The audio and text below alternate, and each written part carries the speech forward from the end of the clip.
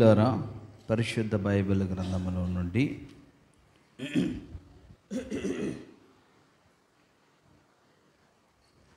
హెబ్రీయులకు రాసినటువంటి పత్రిక మొదటి అధ్యాయము 3వ వచనాన్ని చదువుదాం. ఆయన దేవుని మహిమ యొక్క తేజస్సును, ఆయన తత్వం యొక్క మూర్తి మంతమునయుండి తన మహత్తు గల మాట చేత సమస్తమును నిర్వహించుచు పాపముల విషయములో శుద్ధీకరణం తానే చేసి దేవదూతల కంటే ఎంత శ్రేష్టమైన నామము పొందేనో వారికంటే అంత శ్రేష్ఠుడై ఉన్నత లోకమందు మహామహుడగు దేవుని కుడి పార్శ్వమున కూర్చుండెను. ప్రార్థన.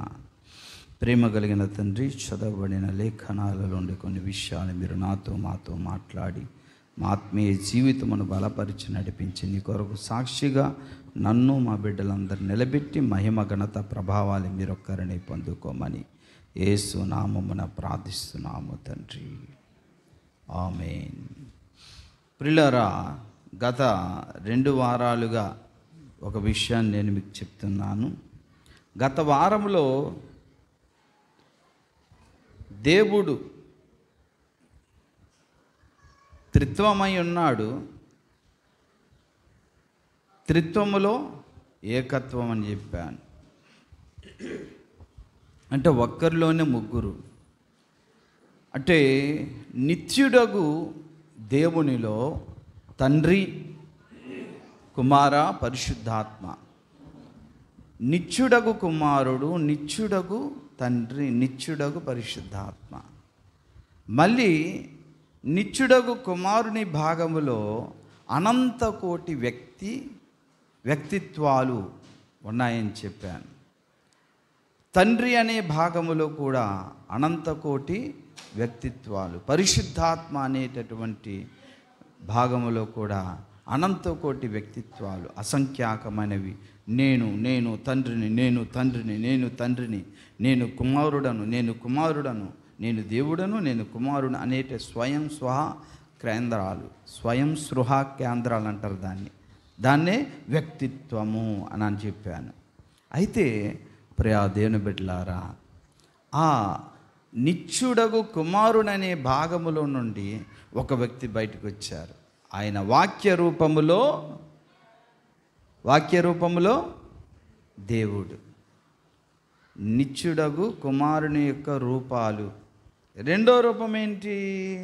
విశ్వాన్నంతటినీ కూడా తనలోనే చోటిచ్చాడు, ఇముడ్చుకున్నాడు. మహాశక్తి క్షేత్రముగా దేవుని ఎదురు నిలుచున్నాడు. అదో మరో అంశ.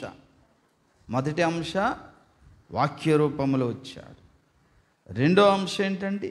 కుమారుని యొక్క నిత్య కుమారుని విభాగంలో నుండి విశ్వానికి చోటిచ్చాడు. అవునా? ఒక శక్తి క్షేత్రముగా.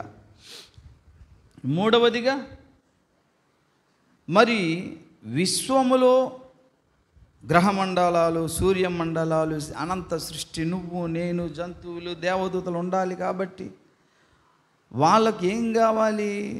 తప్పనిసరిగా పదార్థముతో పాటుగా కాలము తప్పనిసరి. అవునా? పదార్థం ఉంటే కాలం ఉండాలి, కాలం ఉంటే పదార్థం ఉండాలి. ప్రతిదానికి కూడా మ్యానుఫ్యాక్చరింగ్ డేటు, ఎక్స్పైరింగ్ డేట్ ఉంటుంది. అవునా? ఉండదా? నువ్వు ఎప్పుడు పుట్టావు, ఎప్పుడు చచ్చావు, ఇది ఎప్పుడు కట్టాము, ఎప్పుడు డిస్మాంటిల్ చేయాలి. ఇలా తెల్లవారు సూర్యోదయం, మళ్ళీ సాయంకాలం సూర్యాస్తమయం చూస్తాం. ఇదంతా టైమింగే కదా. కాబట్టి కాలము కూడా సృష్టి చేస్తే కాలము కూడా అనివార్యంగా కావాలి. కాబట్టి తానే కాలమయ్యాడు యేసయ్య. హల్లెలూయా. అందుకే యేసయ్యకి ఏం పేరు ఉందండి? కాలం అనే పేరు ఉంది, ఆది అనే పేరు కూడా ఉంది. చెప్పాను. నిత్య కుమారుని యొక్క రూపాలు ఇవన్నీ కూడా భూమి మీద కూడా తాత్కాల అవతారాలు ధరించుకొని వచ్చాడు ఆయన. ఇవన్నీ కుమారుని విభాగములో నుండి వచ్చినటువంటి అంశాలు. ఓకేనా అని చెప్పుకుంటూ వచ్చాము. అయితే ఇక్కడ బాగా వినండి. నిత్య కుమారుని భాగములో మొట్టమొదటిసారి దేవుని నోట నుండి వచ్చినటువంటి వాక్యమే ధ్వనిస్తూ ఉండిపోయిన తర్వాత సృష్టి చెయ్యాలని దేవుడు చెప్పాడు కదా. సరే నాన్న, నేను సృష్టి చేస్తాను. అయితే ఆ సృష్టి చెయ్యడానికి మీరు కూడా, అంటే తండ్రి, కుమార, పరిశుద్ధాత్మ ఇన్వాల్వ్ అవ్వాలి, పాలిభాగస్తులు అవ్వాలని కుమారుడు సంకల్పించాడు. కనుక తండ్రి, కుమార, పరిశుద్ధాత్మ అనే విభాగాల నుండి మళ్ళీ కొన్ని అంశాలు బయటకు వచ్చాయి. బాగా వినండి, మర్చిపోకండి. పర్మనెంట్గా అనంతకోటి రూపము అక్కడే ఉంది ఆ తేజోమయ మండలంలో. అందులో మరలా తండ్రి, కుమార, పరిశుద్ధాత్మ త్రియేకుడుగా యేసుక్రీస్తు అనేటటువంటి ఆది యందు సృజించబడిన ఈ విశ్వములో చూపించాను కదా. అవి బొమ్మలు లేవా? మర్చిపోయారా? మర్చిపోయి ఉంటారు, తొందరగా మర్చిపోతారు కదా. ఇగో చూడండి, యేసుక్రీస్తు అనేటటువంటి ఈయనలో ఈ విశ్వాన్ని, ఈ లోపలికి కూడా తండ్రి, కుమార, పరిశుద్ధాత్మ దేవుడు కాల విహారం చేయడానికి వచ్చారన్నమాట మనతో పాటుగా. ఇప్పుడు ప్రస్తుతానికి మన కథ మొదలవుద్ది. అర్థమవుతుందా? మన విశ్వం కథ మనలో ఉన్న దాంట్లో వచ్చి త్రికాలాన్ని ఒక్కలాగానే చూస్తున్నాడు దేవుడు. భూత, భవిష్యత్తు, వర్తమాన కాలాలు. ఇగో ఆదాము పండు తన భార్యతో తిన్నది, యేసు ప్రభు శిలువ చనిపోతుంది, మన మహిమ రాజ్యంలో అంటే మహిమ ప్రపంచంలో ఉన్నది. ఒక్కసారి చూస్తాడు ఆయన. కాలమే ఆయన లేని కాలం అంటూ లేదు. పాడాను కదా పాట నేను. నీవు లేని కాలమనునది లేనే లేదు. అర్థమైందండి? ఇది ఈ వాక్య భావనను బట్టి రాసుకున్నాను ఆచరణ నేను కూడా. కనుక ఇప్పుడేమో కుమారుడైనటువంటి దేవుడు నిత్య కుమారుని విభాగం నుండి వచ్చి ఆయన సృష్టిని చేయాలనుకున్నాడు కదా. కాబట్టి వాక్యములో కూడా 3 రూపాలు అని నేను చెప్పడం జరిగింది. గుర్తుందా? 3 రూపాలు. వాక్యములో 3 రూపాలు, కుమారుని యొక్క రూపాలు మళ్ళీ వేరు. వాక్యములో 3 రూపాలు ఏమని చెప్పాను గమనించండి. చూడొద్దు, ఆది కాండములో వెలుగు కలుగునుగా కానగానే వెలుగు కలిగింది. సూర్య చంద్ర నక్షత్రాదులు కలుగునుగా కానగానే, అంటే అంతకుముందు అక్కడేమీ లేవు, శూన్యమే. కానీ దేవుడు తన నోట నుండి, వాక్యస్వరూపుడైన దేవుడు, ఆది సంభూతుడైన, ఒక మాటలో కుమారుడైన దేవుడు చెప్పగానే అవి వచ్చేసాయి, అంతే పుట్టుకొచ్చేసాయి. ప్రియ దేవుని బిడ్డలారా, ఎందుకు? ఆయన మాటకు ఆ శక్తి ఉంది కాబట్టి కలుగునుగా అనగానే వచ్చేసాయి. అన్నీ కూడా జంతువులు, చెట్లు, ఆకాశ పక్షులు అన్నీ వచ్చేసాయి ఒక్కొక్క దినమున ఆయన చెప్పేసరికి. అయితే అది ఆ వాక్కు వేరు అని చెప్పాను. దానికి సృజనాత్మకమైన వాక్కు అని చెప్పడం జరిగింది. ఇంకోటి ఏంటంటే, అబ్రహాం ఇంటికి దేవుడు వచ్చాడు, మాట్లాడాడు. ఏమయ్యా అబ్రహామా, నీ భార్య అయిన సారా ఎక్కడా అని అంటే ఏమన్నారండి? ఫలానా ఎక్కడ ఉన్నారు ఏదో చెప్పారు. బిలాం ఇంటికి వెళ్ళాడు, మాట్లాడాడా లేదా? మోషేతో మాట్లాడాడు, అవునా కదా? మోషేతో హోరేపు కొండ దగ్గర మాట్లాడలేదా? చెప్పులు విడవమని. ఆ మాట ఎక్కడి నుంచి వచ్చింది? దేవుని నోట నుండే కదా. మరి ఆది కాండములో వెలుగు కలుగునుగాక అని చెప్పిన మాట ఎక్కడి నుంచి వచ్చింది? దేవుని నోట నుండే కదా. మరి అప్పుడు ఆ దేవుడి నోట నుండి వచ్చినప్పుడు సృష్టి జరిగిపోయింది, కొత్త కొత్త లేని పదార్థాలన్నీ వచ్చేసాయి. ఇక్కడ మోషేతో మాట్లాడినప్పుడు ఏది రాలే, అబ్రాహాంతో మాట్లాడినప్పుడు ఏది రాలే. అంటే దేవుని వాక్యము అది సాధారణమైనటువంటి మాటలు. అంటే మనుషులతో వ్యవహారిక భాషలో మాట్లాడినటువంటి మాట, అది దేవుని వాక్యమే. అదొక రూపం. మరో రూపం ఏంటి? లేనివి ఉన్నట్టుగా, ఉన్నవి వేరే రూపంలో మార్చేటట్లుగా చేసే సృజనాత్మకమైన, అంటే సృష్టించే వాక్కు, అదొకటి. అది రెండో రూపం. అర్థమవుతుందా? ఆదికాండములో దేవుడు సృజనాత్మకమైన వాక్యాన్ని ఉపయోగించి సృష్టిని చేశాడు. అబ్రాహాము ఇంటికి వచ్చినప్పుడు ఆ వాక్కును వాడలేదు, వేరే రూపంలో వాక్యాన్ని ఆయన వెలువచ్చారు. మూడోదన్నాను, అది ఏంటంటే అది అనకూడదు, సాక్షాత్ వాక్యమే దేవుడై వచ్చేసాడు. హల్లెలూయా, హల్లెలూయా. అవునా? కాబట్టి వాక్యములో ఈ మూడు రూపాలు అని చెప్పాను. అయితే సృజనాత్మకమైన వాక్యముతో నిన్ను, నన్ను, విశ్వాన్ని, ప్రపంచాన్ని, జంతువులను ఎలా చేశాడో ఒకసారి మనం తెలుసుకుందాం. ప్రియా దేవుని బిడ్డలారా, గమనించండి, బాగా వినండి. దేవుడు కలుగునుగాక అనగానే అక్కడ ఏమీ లేదు, కానీ ఈయన చెప్పగానే ఎలా వచ్చేసాయి అని అంటే, దేవుడు ఏం చేశాడంటే సృజనాత్మకమైనటువంటి పని చేయడానికి కుమారుడైన దేవుడు త్రియేక దేవుని పిలిచి, తండ్రి, కుమార, పరిశుద్ధాత్మ, మీరు ఈ కార్యమును జరిగించాలని చెప్పినప్పుడు ఈ ముగ్గురు కూడా సృష్టిని చేశాడు. ముగ్గురు అంటే ముగ్గురు లేకుండా ఏ పని చేసుకోరాలు, ఒకరికొకరు అంటే సమైక్యతతో కార్యాచరణ జరిగిస్తారు వారు. అది ఆదికాండములో కూడా దేవుడు మనకు కనిపిస్తాడు. చూడండి ఒకసారి, ఆదికాండము 1వ అధ్యాయము 2వ వచనాన్ని చదవండి. భూమి నిరాకారముగాను శూన్యముగాను ఉండెను, చీకటి అగాధ జలము పైన కమ్మియుండెను. ఈ మాట వినండి అందరూ కూడా, దేవుని ఆత్మ అనండి జలముల పైన అల్లాడు. ఏదండి? దేవుని ఆత్మ. దేవుని ఆత్మేనా? ఎస్, దేవుని ఆత్మ ఆ అగాధ జలాలు, ఆ ప్రళయ జలాలు దాని మీద అల్లాడుచున్నదట. బాగా గమనించండి. అంటే ఈ సృష్టిని, మనం ఇప్పుడు చూస్తున్న సృష్టిని చేయడానికి తండ్రి, కుమార, పరిశుద్ధాత్మ ముగ్గురు ఇన్వాల్వ్ అయ్యారు. అందుకే ఈ విషయాన్ని చెప్తున్నా. కీర్తనల గ్రంథం 29వ కీర్తన చూడండి. 29వ కీర్తన 3వ వచనం. యెహోవా స్వరము జలముల మీద వినబడుచున్నది. దేవుని స్తోత్ర, హల్లెలూయా. వినండి, యెహోవా స్వరము ఎక్కడుందట?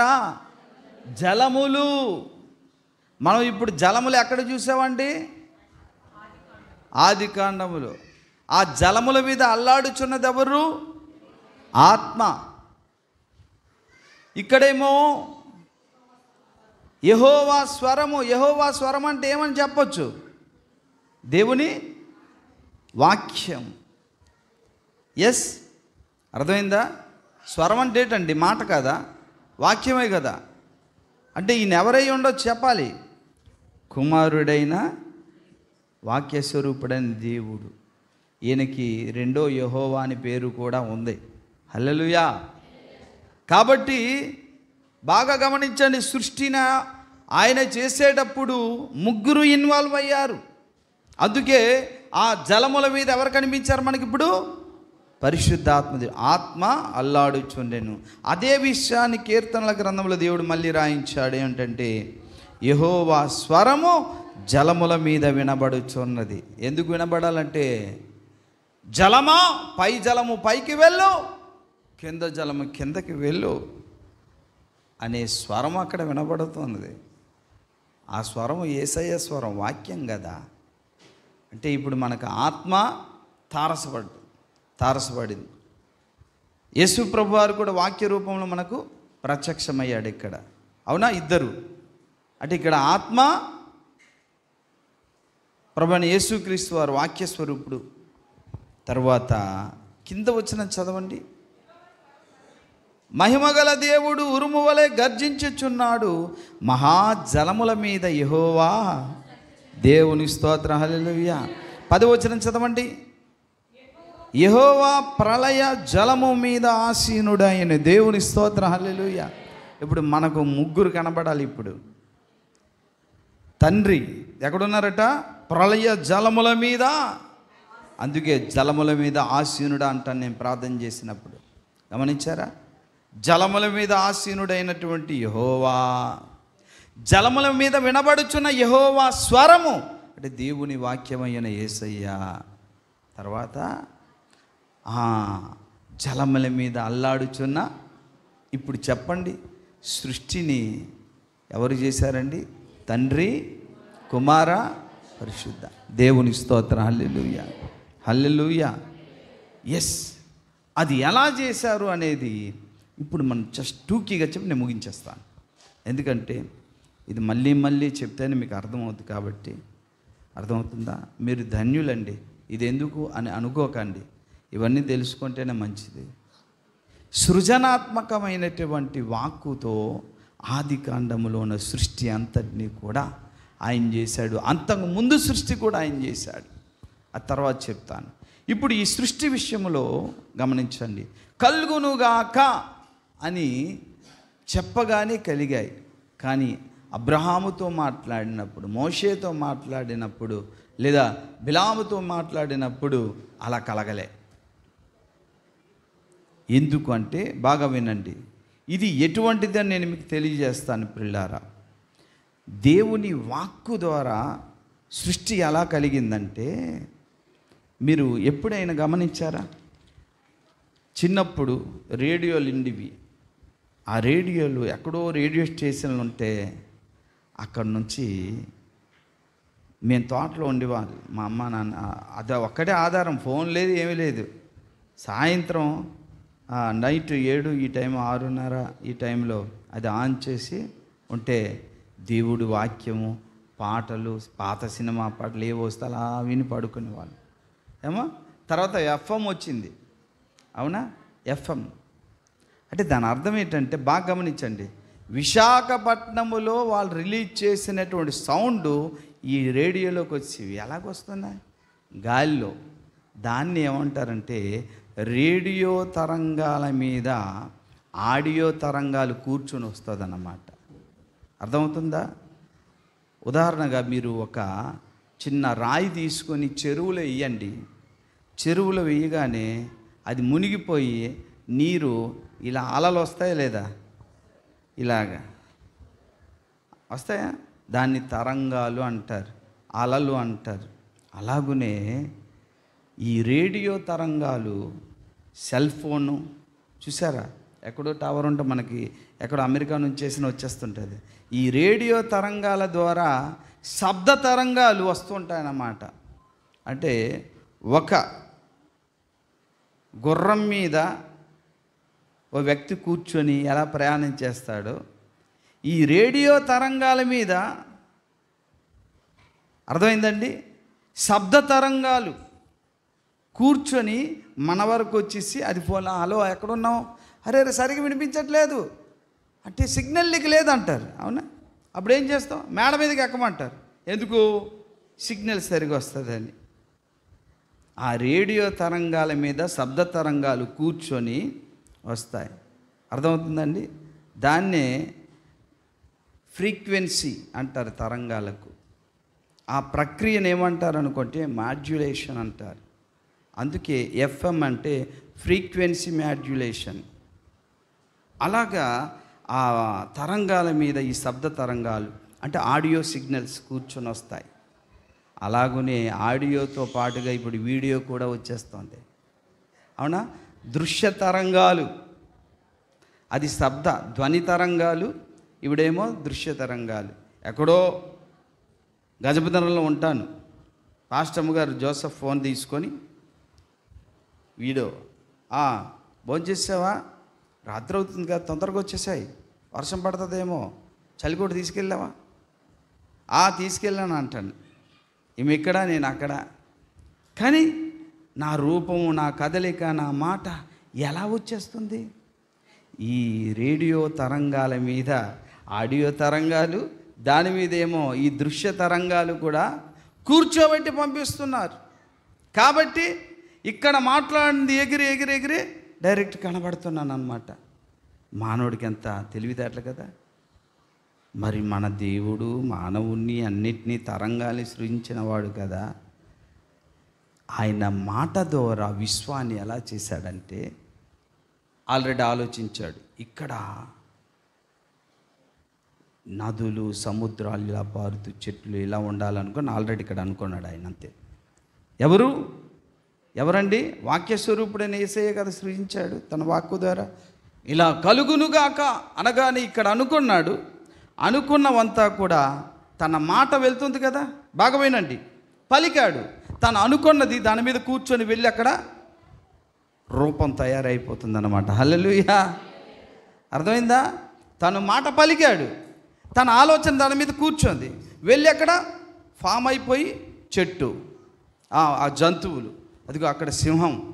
ఆడసింహానికేమో జూలు ఉండదు, మగ సింహానికేమో జూలు ఉండాలి. ఇక్కడ ఆల్రెడీ అయిపోతుంది క్రియేషన్. ఇలా ఉండాలనగానే వచ్చేస్తుంది. ఏనుక్కి ఆ తొండ ఉండాలి, వచ్చేస్తుంది. దంతాలు కూడా ఉండాలి, పొడవాటి మెడలు ఉండాలి రెండు. ఒకటి జిరాఫీ, ఇంకోటి ఒంటె. వచ్చేస్తుంది అంతే. కలుగునుగాక అని చెప్పగానే ఈ మాట మీద ఈ ఊహలన్నీ దేవుడు అనుకున్నవన్నీ వచ్చి అక్కడ క్రియేషన్ అయిపోతున్నాయి. ఆ మధ్య పిల్లలు పుట్టినరోజు చేసుకున్నప్పుడు కేక్ తీసుకొచ్చారు. ఆ పిల్లల ఫోటో అక్కడ ఉంది కేక్ మీద. దేటయ్యా ఈ తినకూడా తినేయొచ్చు అంటున్నారు. అది ఎలా కలిగిందో నాకు అర్థం కాదు. కేక్ మీద ఆ పుట్టినరోజు జరుపుకుంటున్న వాళ్ళ ఫోటో ఉంది. ఎలా? ఎంత టెక్నాలజీ కదా. మరి చెప్పండి, ఫలానా సముద్రంలో ఇన్ని చేపలు ఇన్ని రకాలుగా ఉండాలని దేవుడు అనుకున్నాడు, కలుగునుగాక అన్నాడు. కలుగునుగాక అనే మాట మీద ఆయన అనుకున్న దృశ్యం దాని మీద వెళ్ళి ప్రయాణం చేసి అక్కడ తయారైపోతుంది. ఈయన అనుకోగానే అక్కడ జరిగిందో లేదో, ఆ రూపం వచ్చిందో లేదో చూసే పని పరిశుద్ధాత్మ దేవునిది. హల్లెలూయా. అర్థమైందా? ఈయన అనుకున్నాడు, చెప్పాడు, అలా జరిగిందో లేదో ఖచ్చితంగా నిర్వహించే పని పరిశుద్ధాత్మ దేవుడు. అలాగా అన్నీ పుట్టుకొచ్చేసాయి, మనము పుట్టుకొచ్చాం. అద్భుతం అండి. ఆయన వాక్కుకున్న శక్తి వేరు. అలా కలిగిన వారం మనం. చూడండి, ఇన్ని సుమారుగా 850 కోట్ల జనాభా ప్రపంచంలో, కానీ ఎవ్వరి రూపం ఒకలా ఉండదు. తెలుసా అండి? వేరు వేరు రూపాలే. మనమందరం మనుషులమే, నాలా మీరెవరు ఉండరు. ఏదో ఒక తేడా ఉంటుంది. అవునా కాదా? ప్రపంచంలో ఎన్ని కోట్ల మంది ఉన్నా సరే మీ బొటన వేలు, మీ వేలి ముద్ర ఒక్కలా ఎక్కడ మ్యాచ్ అవ్వదు. ఐరిస్ కూడా అంతే, మ్యాచ్ అవ్వదు. ఏంటి దేవుడు అద్భుతమైన సృష్టి. ఆయన అనుకున్నాడు ఈ డిఫరెంట్లో ఉండాలని. అలాగే కలిగాం. అది ఎలా కలుగుతుంది చెప్పాను కదా. ఒక గుర్రం మీద ఒకడు కూర్చొని ప్రయాణించినట్లుగా, అలాగనే మనకు వస్తున్నటువంటి ఈ రేడియో తరంగాల మీద శబ్ద తరంగాలు, దృశ్య తరంగాలు కూర్చొని వచ్చి ఆడియో వీడియో ఫోన్ మాట్లాడుతున్నాం కదా. అలాగే నేను చెప్పినప్పుడు ఆయన మనసులో ఉన్నవన్నీ కూడా దాని మీద కూర్చుని నిర్మాణమైపోతుందన్నమాట. కలుగునుగాక సూర్య చంద్ర నక్షత్రాల వచ్చాయి అంతే. ఆ మాట మీద కూర్చొని అయిపోతుంది. దేవుడు ఓకే అంటున్నాడు, ఆమేన్, అది మంచిదే అన్నాడు. తండ్రి ఆమోదించాడు, మంచిదే అని. పరిశుద్ధాత్మయుడు కార్యం నిర్వహణ చేసి ఓకే బాగానే ఉంది, ఓకే ఈయన చేశాడు, ఈయన పలికాడు, ఆయన చూశాడు, ఆయన ఆమోదించాడు. ఆమేన్, హల్లెలూయా. ఇలా సృష్టి క్రమము జరిగింది. ఒకసారి నేను మొన్న ఒకటి యూట్యూబ్లో షార్ట్ చూశాను.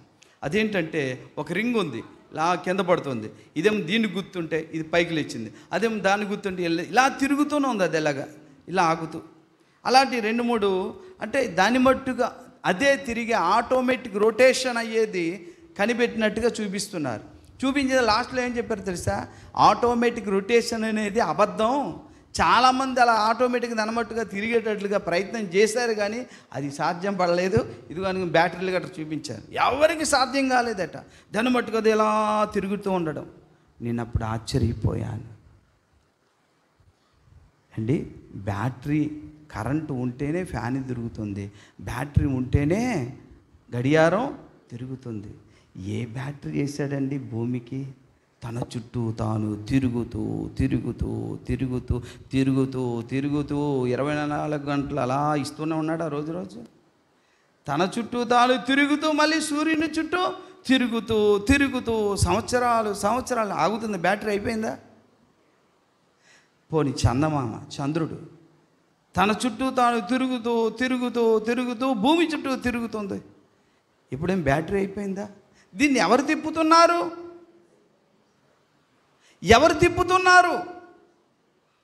ఇక్కడ చిన్న చక్రం ఇలా తిప్పి వదిలేసి బ్యాటరీ పెట్టడానికి?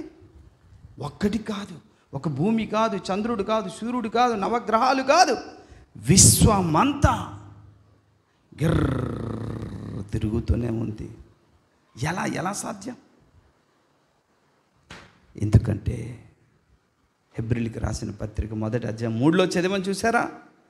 తన మహత్తు గల మాట చేత సర్వాన్ని నిర్వహిస్తున్నాడట. దేవుని స్తోత్రం. హల్లెలూయా, హల్లెలూయా. దేవుని మాటకు విశ్వమంతా లోబడి తిరుగుతూనే ఉంది.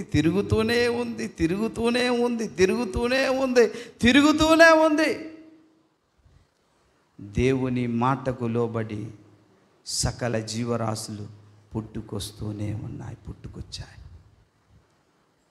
కాబట్టి దేవుడు తన సృజనాత్మకమైన వాక్కుతో విశ్వములో సకల దేవదూతలను, సకల బ్రహ్మాండాన్ని, భూమి మీద ఉన్నటువంటి చెట్టు పుట్ట, జంతువులు, ప్రాకు పురుగులు, పక్షులు, చేపలు, చివరికి నిన్ను నన్ను ఆయన చేశాడు. ఆయన చిత్తములో మనల్ని చేసి తనతో యుగాలు జీవించడానికి మట్టి అయిన మనల్ని పిలుస్తున్నాడు. అటువంటి మహోన్నతుడైన సృష్టికర్తే నా దేవుడు, నా రక్షకుడు, మన దేవుడు. దేవుని స్తోత్రం చెల్లిద్దాము.